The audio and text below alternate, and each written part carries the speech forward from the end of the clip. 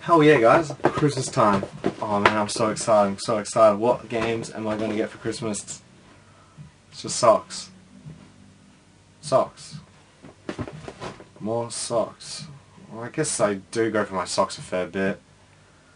Well, I guess it's a practical gift. Oh, more socks. Alright, well, it's kind of... I guess it's a good haul. Oh, I did get a game. What game is it? Monsters Inc. Scare Island PS2? Really? Like... Thanks? You know what, it is...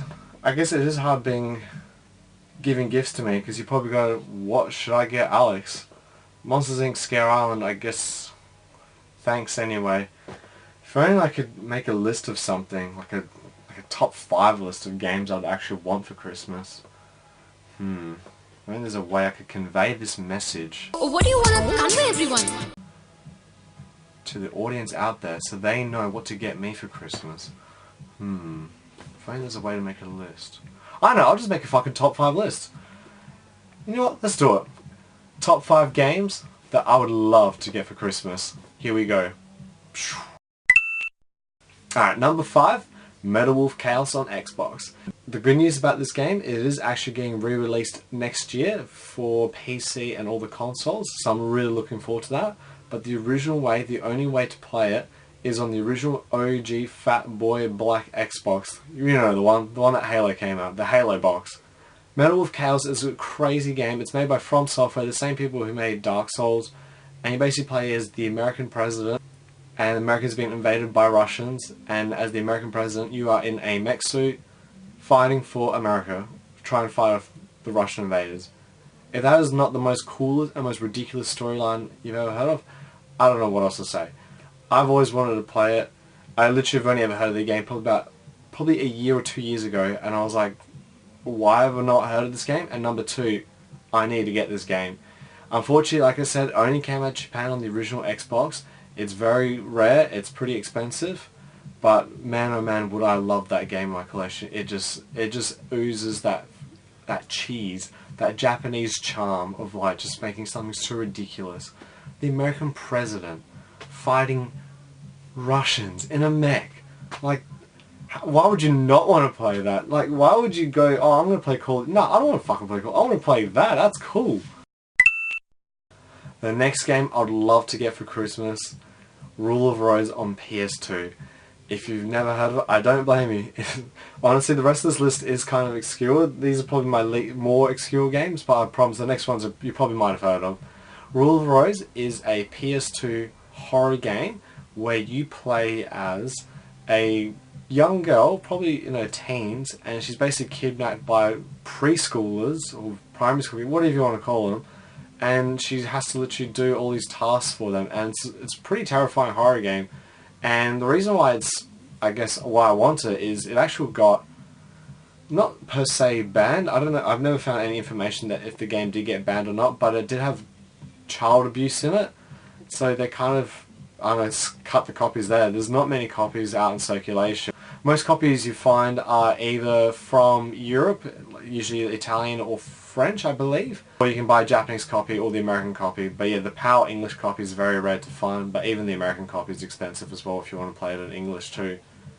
But just something about the game, I love my horror games.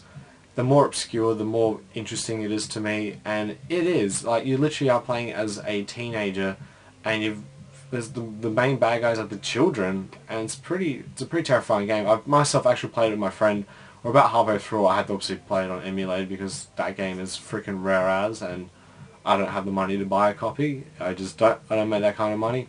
But man oh man, if I got that under the Christmas tree, phew. And the next game I'd love to get under the Christmas tree, Earthbound on Super Nintendo. Earthbound is just that Nintendo franchise that I've always had so much love and respect for, and it's just always so weird to me, and it deserves more respect than a game. Ness and Lucas are both in Smash Brothers, obviously, but like, why is it so hard to get a copy of it? Why have they not re-released Mother 3, which is the next Earthbound game? Anyway, why I really want the original Earthbound on Super Nintendo is, yes, it is expensive, it is rare, but it is the most ridiculous packaging you'll ever see. It comes in this big box. It's not the normal Super Nintendo standard box size. Hold on, let's just grab. Yeah, here's a copy of Secret Evermore. You know, it's standard Super Nintendo box size. Earthbound's like this big. It's a huge box and comes with its own strategy guide. Big fat boy instruction manual. Like, it's crazy, and you can just see like Nintendo really tried to make this game big in America, and unfortunately it didn't sell very well in America. People, I don't know, it was probably a bit too ahead of its time, and I don't know, people probably weren't used to the quirkiness and the weirdness of it, but I think it's an important part of Nintendo's history, because sometimes Nintendo plays it a bit safe, but to me Earthbound shows what happens when Nintendo just says, you know what, let's just make our own game, let's just make something fucking weird, let's make an RPG set in present day with baseball bats and yo-yos, and you're just playing as kids fighting an alien force, and it creates that imagination. But that box and just the story behind Earthbound, not just the game itself, like the game is fantastic. Like, if you haven't played it, do yourself a favour, and at least it's on the SNES mini console so you can play it that way. But seriously, like, I wish Nintendo took more risks like that in their games. Honestly, that game means a lot to me, and but honestly, Nintendo do still take some risks in their games, but yeah, I think Earthbound is just like that time when Nintendo's like went all out of just trying to be a little bit different, and it's an amazing game, like, gotta play it. But man, if I had that in my collection, my collection would just be that so much better. Number 2, if I got this game under my Christmas tree, oh my god, I don't know what to think about it. I'm just getting a little bit. Next game I would love to get on my Christmas tree, Panzer Dragoon Saga for the Sega. I don't really like Sega. Like, the games are cool, but the actual console itself, I hate Sega. It is such a pain in the ass to. Just something about that stupid freaking RF cable plugged into the back of the TV, trying to get tuned into the antenna. Meanwhile, like the Nintendo, the Super Nintendo, the 64, you had AV. The Segas don't. Only the Dreamcast did. So, something about the Sega as a kid, having to plug it up, I just have so many horrific memories of me trying to plug up all these Sega consoles together. And it was such a pain in the ass. But it was worth it for the Sega Saturn. There was just some interesting games on the Sega Saturn. And I've never got to play Panzer Dragoon Saga, but Panzer Dragoon, which I own, 1 and 2, was just an on-rails shooter where you play as a dragon, and I absolutely love the game. I remember playing it at we had this store in Australia called Cash Converters where it's a pawnbroker store where it's a place where when people steal shit from other people's houses, they sell it there, try and get quick cash. Or if they run out of money for drugs, they go here to buy it. But sometimes when you go to Cash, they would have their console set up, and I remember just playing the Sega Saturn there. And like I said, I never had a Sega Saturn as a kid growing up. I did get it a little bit later, and still hated plugging that console up. It pissed me off, but it was worth it for that game, Panzer Dragoon 1 and 2. I found out a little bit later that there was there's obviously the third game on Xbox, which is also a really cool game, but also the game Panzer Dragoon Saga, it's an RPG. Like, how do you make pretty much a shoot 'em up where you're just flying through the sky on a dragon, shooting enemies, and the game's got this really cool art style and really cool. It's really surrealness. It's like this whole world. Like, it's a genuine Sega game as well. It's not made by another company. It's actually made by Sega, and it's just really creative. And that's similar to Earthbound. It's just when I feel like Sega just went, let's just make something a bit weird and different. I wish they made a 4th Panzer Dragoon game, or I wish they could release Panzer Dragoon Saga, but unfortunately Sega lost the source code of the game, so unfortunately that game will probably never be re-released unless they find it or whatever. But anyway, going back to my point, imagine playing like a 4-disc RPG on the Sega Saturn, not the PlayStation, not Final Fantasy 8 or 9, which was 4 discs, or Legend Dragoon, which is also 4 discs, but a fucking game. And I've seen footage of it, and it looks so cool. And honestly, if I got a copy of it, I hate plugging up the Sega consoles. They are such a pain in the ass, but I would plug up my Sega Saturn in a heartbeat just to play that game. It looks so cool, and so expensive as well. But if I got it for Christmas, Anyway, but there's still one more game I would love more than anything else. And the number 1 game that if I got for Christmas, I would probably tear up, I'm not gonna lie, is Chrono Trigger on Super Nintendo.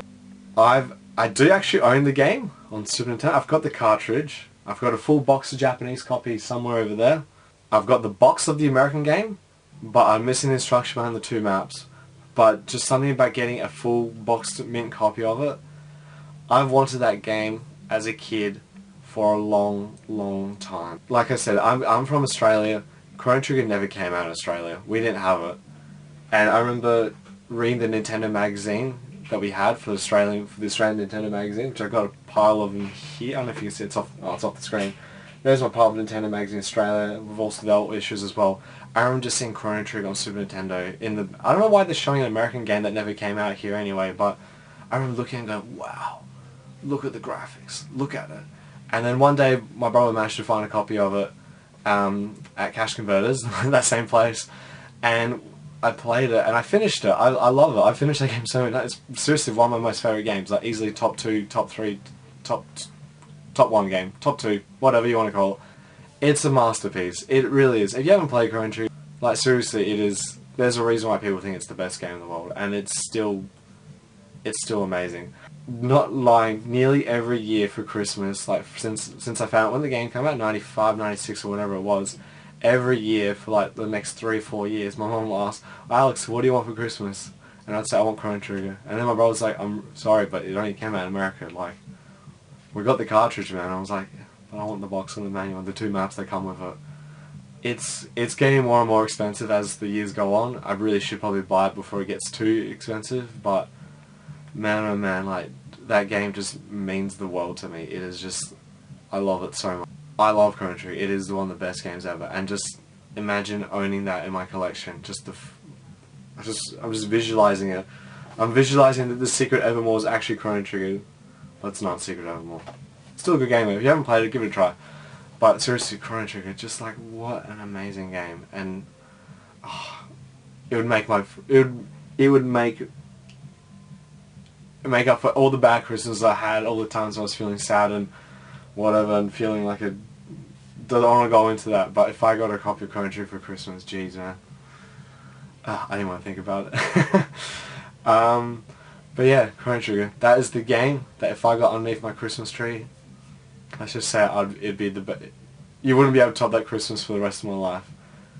Unless if you gave me a Ferrari F40. That'd be pretty amazing too, but let's not get into cars. Let's stick to the games, alright? And that is my top 5 games I would love to get for Christmas. And if there's anything you think I should mention, please let me know. And if there's anything on that list that you'd be like, shit, I need that in my collection, let me know in the comments down below. Or hell, it would be awesome. I'd like to hear your top 5 lists as well. What would you like to receive for Christmas, gaming wise? That being said, my name's Fox Plays. If you enjoy the video, make sure you hit that like button, hit that subscribe button. If you're not already, join the Fox Nation. We're slowly getting there. We're slowly getting there. And in the new year, I plan to get back full speed ahead and try and become YouTube famous. But we'll see how we go. But anyway, guys, thanks so much for tuning in. This year's been a bit of a strange year for, I guess, my channel, Fox Plays, but we'll see how we go next year, alright? Anyway, love and appreciate all the support you guys have given me so far. I'm just a small guy, but hey, I got a big dream. We'll see how we go. Alright, peace out, guys.